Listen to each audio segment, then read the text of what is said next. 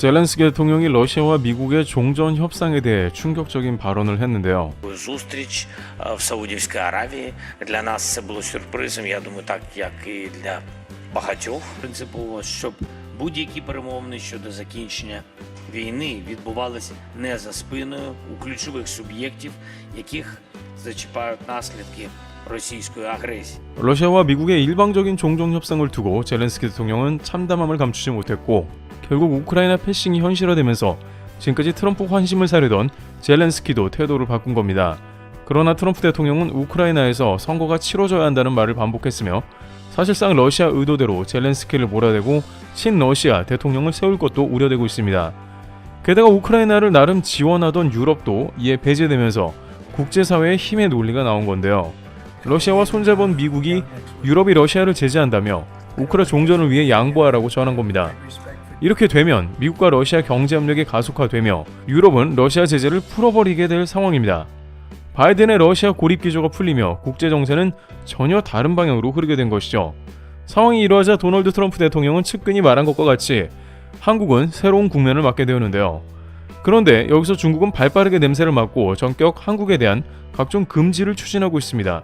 트럼프 대통령이 미국에서 한국 방위 자산을 빼낼 가능성이 커지는 상황이 오는 대신에 미국은 한국의 자체 핵무장을 허락할 가능성이 커지다는 상황이 전개되고 있다는 겁니다. 따라서 중국에서는 이를 적극 막아서려 하며 대한민국의 핵무장 금지를 추진하고 있습니다. 많은 이들이 중국의 정책은 무지하며 느리고 결국 자승자박인 경우가 많다고 하지만 실제로 항상 중국은 한국에 대해서는 한 발 빠르게 대처하는 경우가 매우 많습니다. 이런 것은 중국이 소름 돋을 정도로 정확하게 국제 정세를 파악하고 있다는 뜻이 되는데 중국의 국익에 부합하지 않는 것은 가차없이 사전에 잘라내기 원하기 때문이기도 합니다. 특히 중국은 대만 수복을 강조하고 있는데 이 가운데 한국 핵무장은 큰 걸림돌이 됩니다. 동북아시아가 전장으로 바뀔 수 있는데 핵무기가 한국에 놓여있다면 훨씬 거북해지기 때문이죠. 여기에 한국은 현무5 등을 공개하면서 사실상 중국 전역에 핵탄두를 탑재해 발사할 수 있는 능력이 있죠. 따라서 중국은 한시라도 빠르게 대한민국의 핵무장을 금지시키는 것을 법제화하려는 겁니다. 그러나 중국의 이러한 행태는 말도 안 된다는 조사 결과가 우선 등장하고 있으며 여기에 미국은 한국 관련 폭탄 발언을 더하면서 중국 당국을 당혹스럽게 하고 있다는데요. 일단 스톡홀름 국제평화연구소에 따르면 중국은 올해 파악된 핵탄두 보유량이 500기가량인데 이는 작년 대비 90기가 늘어난 것이며 이 속도라면 10년 내로 러시아와 미국을 따라잡는다는 겁니다. 중국의 핵탄두 탑재 ICBM은 약 1200기가 될 수 있다는 것이 연구소의 조사 결과였습니다. 실제 공산당 20기 3중전회에서 핵무기 개발에 속도를 내겠다는 뜻을 천명하기도 했습니다. 그런데 중국 외교부는 금주 홈페이지를 통해서 핵전쟁의 최후 승자는 없다라면서 핵무기 선사용 불가를 제안했고 핵무기를 전면 금지하며 전 인류의 공동 이익에 부합하자 했습니다. 또한 중국 핵무기 개발은 핵 독점을 막기 위한 것이고 다른 나라를 위협하기 위한 게 아니며 자주 국방과 자위, 국가 전략 안보, 세계 평화 안정에 기여하기 위한 것이라고 명시했는데요. 그러면서 정작 한국은 NPT 핵 확산 금지 조약 6조를 이행하는 실질적 조치를 해야 한다고 했습니다. 중국이 이러는 건 최근 미국에서 한국 핵장 관련 폭탄 발언이 나오면서 중국을 놀라게 했기 때문인데요. 다만 그 가운데 트럼프는 북한에는 따로 딜을 하고 한국에는 주한미군 철수 관련한 딜을 진행할 수 있는데 이는 트럼프 측근이 집권 1기와는 달리 현재는 트럼프의 주장을 모두 수용하는 참모들로만 구성되어 있다는 겁니다. 이 과정에서 미국은 핵 우산보다 다소 진보한 옵션을 대한민국에 제공할 가능성이 큰 것으로 예측되고 있습니다. 실제 한국의 핵무기를 보유하지 않더라도 미국의 핵무기를 한국 내에 배치하는 방안도 고려될 뿐만 아니라 한국 내에서 미국과 협의 시에 곧바로 핵무기를 생산할 수 있는 잠재적 핵무장 상태로 들어갈 수 있다는 것입니다. 실제 트럼프는 한국의 미사일 지침 해제를 거의 모두 실행해준 인물로 한국의 국방력 강화를 지시했습니다. 한국의 국방력이 강화되어야 미국에서도 돈을 아낄 수 있다는 비즈니스적 논리가 대거 들어간 것입니다. 다른 대통령은 한국이 다른 주머니를 찰까봐 용인 안 했으나 트럼프는 한국 핵무장까지도 용인할 것이라는 해석입니다. 실제 이 과정에서 트럼프는 김정은과 한국의 주한미군 철수에 관한 딜을 할 수 있다는 말도 나왔습니다. 미 주요 매체인 워싱턴 포스트에서 과거 트럼프 대통령이 김정은 위원장과 2차례 회담을 가졌으며 북한과 문제를 직접 해결하는 것은 트럼프의 주요 관심사였다며 관련된 보도를 제기했습니다. 특히 트럼프 대통령의 경우 한국이 방위비를 GDP 2.7% 정도 부담하고 있는 높은 수준이며 이는 나토의 평균보다 월등하게 높지만 트럼프는 비즈니스 논리로 이는 생각지도 않는다는 겁니다. 따라서 앞으로 트럼프가 대통령의 집권 시 사실상 미군 주둔을 철수할 조건만 찾게 된다는 뜻입니다.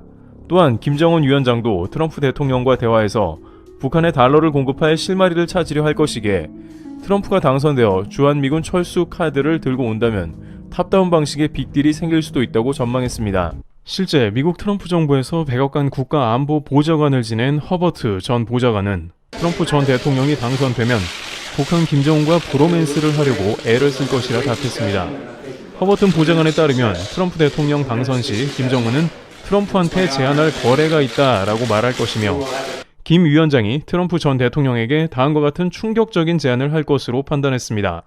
미군이 한반도에서 철수하는 대신에 내가 핵무기 몇 개만 갖게 해주면 된다. 그런 다음 나는 장거리 탄도미사일 프로그램을 중단하면서 핵 프로그램을 제한할 것이라고 말할 것이며 이는 이미 한 번 둘이 만나서 비슷한 이야기를 주고받았고 그에 관한 연장선일 수 있다는 겁니다. 실제 하노이 회담 때 이러한 비슷한 핵 관련 딜이 오갔지만 끝내 참모들 반대로 무산되었습니다.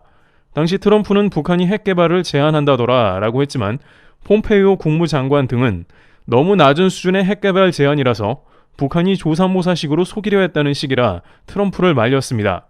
결국 하노이 회담은 결렬되었는데 이제 트럼프 재집권 뒤에 북한에서 이를 다시 노린다는 것이죠.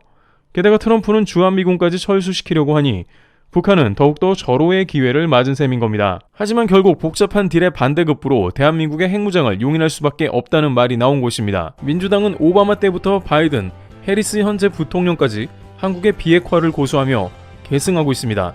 따라서 한국 핵무장과는 가장 거리가 먼 정권이며 어떻게든 동북아시아의 핵무장을 해제시키려고 하죠. 미국 싱크탱크는 예전부터 러시아의 핵무기 사용이 한반도에 영향을 끼칠 수 있다고 경고했으며 한국이 핵무장을 하지 않는 한 러시아는 선제 타격으로 다양한 동맹을 공격할 수 있다는 주장을 했습니다. 영국 이코노미스트는 기사를 통해 만약 한국이 핵무장을 하면 무슨 일이 생길까라고 말한 뒤에 일단 한국은 기술적으로 핵무장할 기술을 가졌고 그것은 단 1년이면 충분하다고 판단했습니다.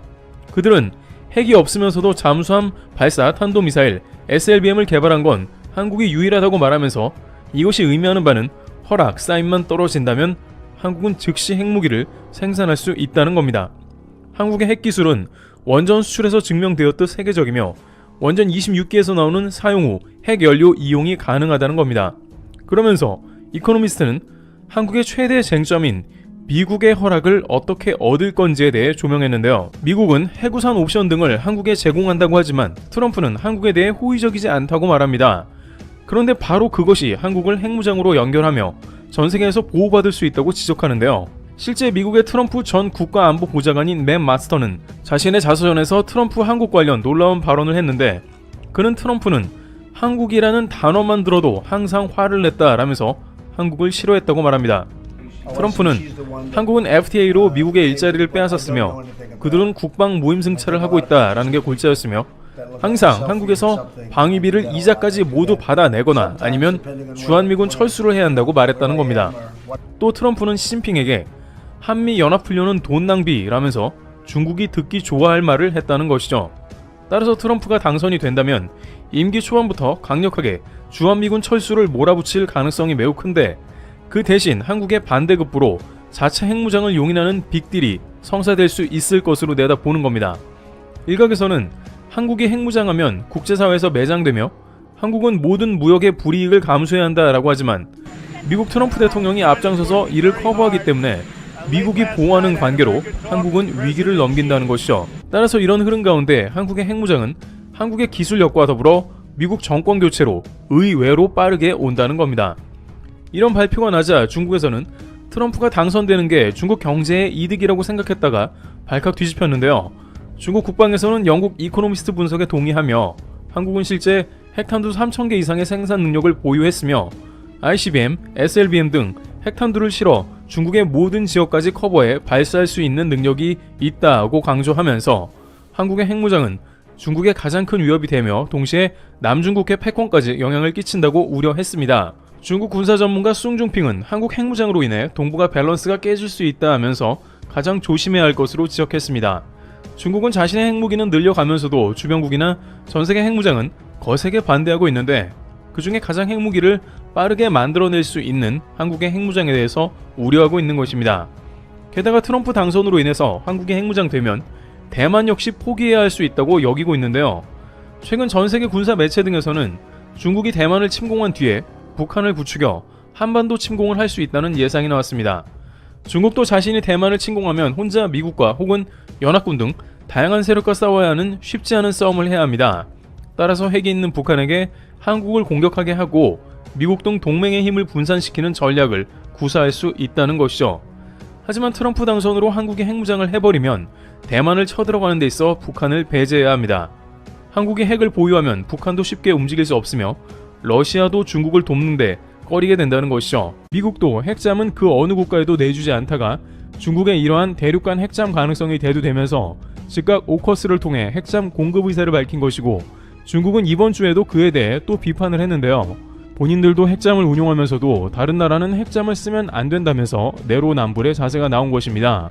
그러나 민주진영에서 봤을 때에는 러시아와 중국의 핵 위협이 급증하고 있는데 핵 억제력은 반드시 필요하고 핵은 핵으로만 억제할 수 있기 때문에 이러한 핵잠 확대가 필요악인 상황이기도 한 것입니다. 하물며 핵잠과 같은 거대 프로젝트는 미국에서 언제 그것이 시작될지도 가늠하기조차 어렵습니다. 따라서 이러한 상황에 결국에는 미국의 핵심 기술을 동맹과 공유하고 대량 생산으로 가야 한다는 말이 나옵니다. 중국과 러시아를 억제하기 위해서는 압도적인 물량과 기술력의 초격차가 국방에서도 필요한 것입니다.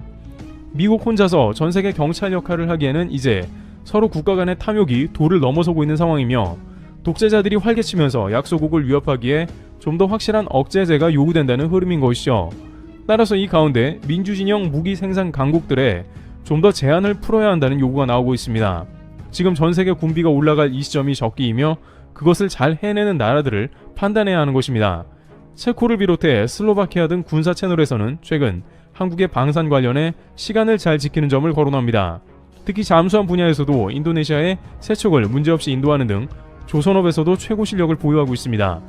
따라서 이제 미국에서도 동맹들의 파워 증강을 위해 한국을 통한 핵잠 기술 공유가 필요하다는 의견입니다. 한국은 그 작은 나라에서 라인을 갖추고 끊임없이 무기를 찍어내고 있는 몇 안 되는 국가였던 것이며, K9과 같은 자주포는 한국의 천문이 넘어 생산분을 폴란드에 양보할 정도였습니다. 또한 잠수함 같은 경우 다수의 도크를 확장하며 동시다발 생산할 수 있는 능력도 보유한 상황입니다. 전세계 LNG 운반선 프로젝트를 한국이 도맡아 하고 있기에 잠수함도 비슷한 맥락인 것입니다. 중국이 15대의 함정을 동시에 붕어빵 찍어내듯 하는 걸 유일하게 비슷하게 할 수 있는 국가가 한국인 것이죠. 따라서 이렇게 중대한 위협이 고조되는 시점에 미국은 한국과 우선 핵잠 협력을 해야 한다는 것입니다. 한국에서 핵잠 기술을 공유하고 한국은 그것을 대량으로 건조해 주요 동맹에 공급하는 것입니다. 뉴욕타임스에 따르면 한국이 건조하는 배는 미국에서보다 훨씬 저렴하게 한국을 이용해야 한다고 강조했습니다. CNN은 미국이 무기 공급이 부족하지만 한국이 이를 메꾸고 동맹들에게 공급해 숨통이 튀고 있다고 했습니다. 미국 싱크탱크 내부에서도 한국 해구산이 아닌 핵기술 제공에 대한 찬성 의견이 다수 등장하고 있는 상황입니다. 한국은 여러 가지 면에서 현재 전 세계의 전쟁 억지력을 실제로 제공할 몇 안 되는 국가이기 때문입니다.